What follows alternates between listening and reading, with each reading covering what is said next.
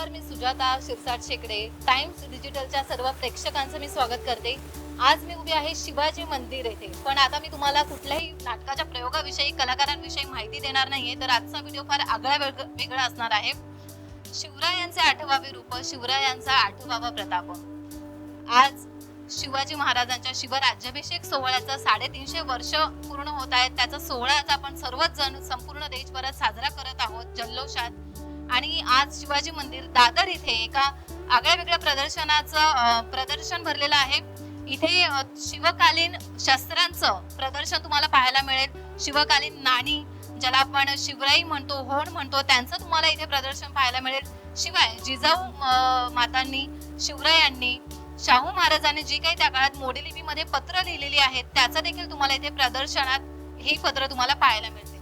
पाहूयात या प्रदर्शनामध्ये काय काय आहे ते.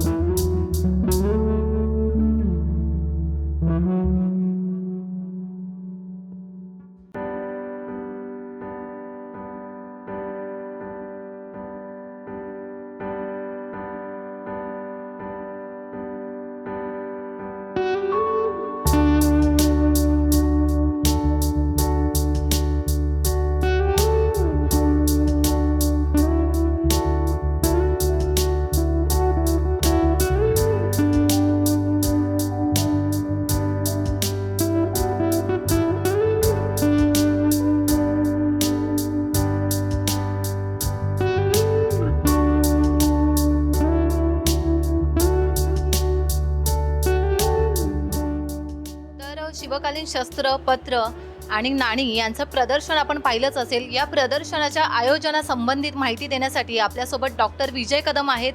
त्यांच्याकडून आपण या प्रदर्शनाचा आढावा घेऊया. नमस्कार सर. नमस्कार. या प्रदर्शनाविषयी आम्हाला थोडक्यात माहिती सांगा आमच्या प्रेक्षकांना. एकूणच मी कार्यक्रमाबद्दल, आपल्याला या प्रदर्शनाबद्दल तर सांगतोच, पण आजचा हा कार्यक्रम म्हणजे हे प्रदर्शन ज्या निमित्ताने ठेवण्यात आलं आहे त्याचा मला थोडासा संदर्भ आपल्याला द्यावासा वाटतो की आज छत्रपती शिवाजी महाराजांचा 350वा शिवराज्याभिषेकाचा दिवस आहे. आणि आपण कल्पना करू शकता की 350 वर्षापूर्वी छत्रपती शिवाजी महाराजांनी जेव्हा स्वतःचा अभिषेक करून घेतला त्यावेळेस संपूर्ण भारतीय समाज हे विसरून गेला होता की एक भारतीय राजा काय असतो, एक बहुजन राजा काय असतो, हिंदू राजा काय असतो, ही प्रथाच विसरून गेलो होतो. कारण 1000 वर्ष आपण त्यापूर्वी जवळजवळ गुलामीत होतो. आणि ही संपूर्ण प्रथा छत्रपती शिवाजी महाराजांनी त्या काळात ओळखली आणि स्वतःचा राज्याभिषेक करून घेतला. ते एका अर्थाने याच्यासाठी होतं की ते ऑथेंटिक पद त्यांनी स्वतःचं तयार केलं. आणि मग त्यानंतर सगळ्या जगाचं लक्ष हळूहळू छत्रपती शिवाजी महाराजांकडे गेलं. आजचा दिवस हा 4 गोष्टीसाठी लक्षात ठेवावा असा आहे. पहिली गोष्ट जी आहे ती की शहाजीराजे व्यंकोजीराजे भोसले हे आद्य मराठी नाटककार होते. हे आत्तापर्यंत इतिहासामध्ये माहीतच नाही कुणाला. ही बाब पहिल्यांदा थोर नाटककार प्रेमानंद गज्वी यांनी 99व्या अखिल भारतीय साहित्य संमेलनामध्ये मांडली आणि पुढच्या साहित्य संमेलनामध्ये ती मंजूर करून घेतली. आज त्यांच्या म्हणजे शहाजीराजे व्यंकोजीराजे भोसले यांच्या तस्वीरीचं अनावरण आज हे प्रिन्स शिवाजी महाराज भोसले यांच्या हस्ते होत आहे. ही खूप ऐतिहासिक घटना आहे आणि ते ते जे तैलचित्र आहे ते इथे लावलं जाणार आहे, जिथे सगळे नाटककारांचं चित्र आहे. ही खऱ्या अर्थाने खूप मोठी घटना आज इथे घडली, ज्याच्याकडे मीडियाचं पूर्ण दुर्लक्ष आहे. परंतु आमचे मित्र आणि आमचे गुरु आपण म्हणू शकतो, ज्ञानेश महाराव सर असतील आणि त्यांची संपूर्ण टीम असेल, त्यांनी ही प्रकाशात आणली आणि ही घटना घडवून आणली.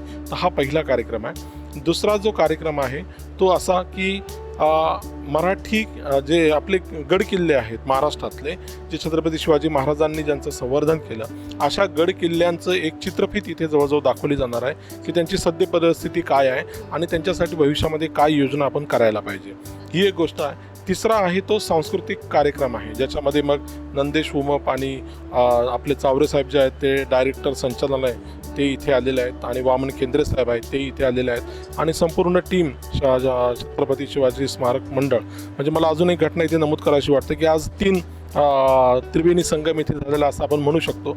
एक तर हा जो ट्रस्ट आहे हा छत्रपती शिवाजी महाराज स्मारक ट्रस्ट, म्हणजे छत्रपती शिवाजी महाराजांच्या नावे ट्रस्ट आहे. हा कार्यक्रम ज्या नाट्यगृहामध्ये होतोय ते नाट्यगृह श्री शिवाजी मंदिर ते आहे आणि आज श्री छत्रपती शिवाजी महाराजांचाच 350वा राज्याभिषेक येथे होतोय.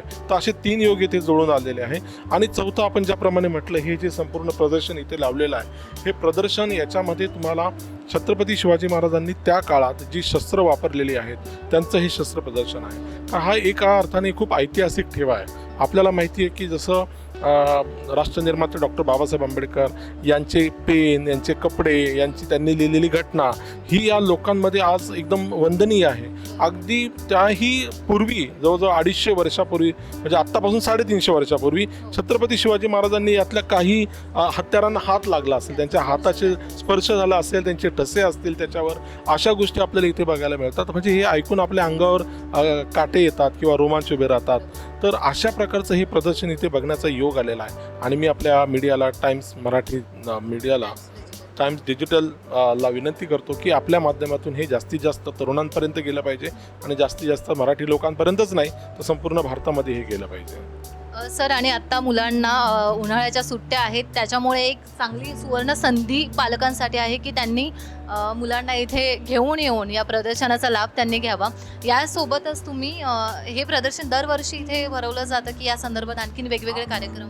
खरं म्हणजे कसं आहे की आज हा अलौकिक योग आहे 350वा म्हणून आपण केला आहे. परंतु जोपर्यंत आम्ही हे फक्त एक आपल्यासमोर मांडलं आहे, आता जर यानंतर लोकांचा उत्स्फूर्त प्रतिसाद मिळाला, लोक बघण्यासाठी यायला लागले, तर ज्ञानेश महाराव सरांना मी ओळखतो, ब्रिगेडियर सुधीर सावंत साहेब आहेत, त्यानंतर बजरंग चव्हाण सर आहेत, नरेश साहेब आहेत, ही जी मंडळी आहे ना, ही लोकांसाठी हे सभागृह त्यांनी खुलं केलेलं आहे. म्हणजे तुम्ही या मंडेला तर इथे फ्री ऑफ कॉस्ट काही नाटकांना जागा उपलब्ध करून दिली जाते.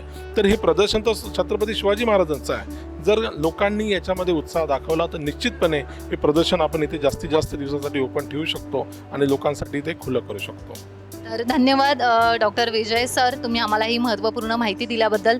आणि तुम्हाला जर हे प्रदर्शन पाहायचं असेल तर तुम्ही शिवाजी मंदिर दादर येथे भेट देऊ शकता. टाइम्स डिजिटलला लाईक करा, सबस्क्राईब करा, शेअर करा आणि बेल आयकॉन दाबायला विसरू नका. पाहत रहा टाइम्स डिजिटल.